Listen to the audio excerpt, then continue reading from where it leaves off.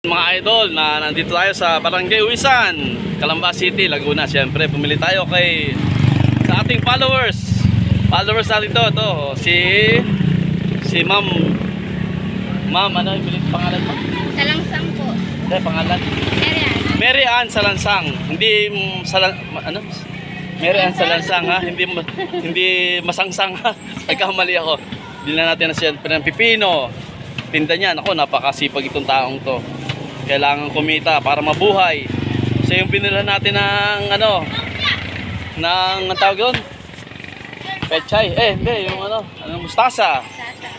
Siyempre, binilhan ulit natin ng kamatis. Pampakinis ng kutis. Kita niyo naman ang kutis ko. Kutis kamatis. Joke lang.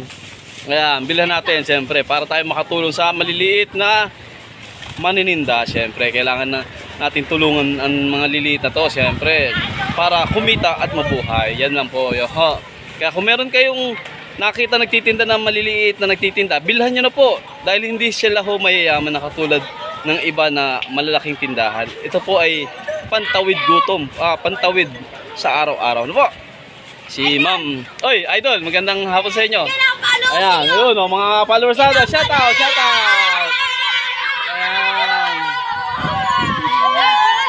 Ayan, nandito tayo sa Barangay Uwisan. Ayan, nakita ang idol ng Kabuyaw. Ayan, mga tropa pala natin to, mga followers.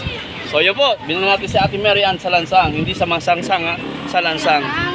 Kamatis at saka ng pipino. Ayan.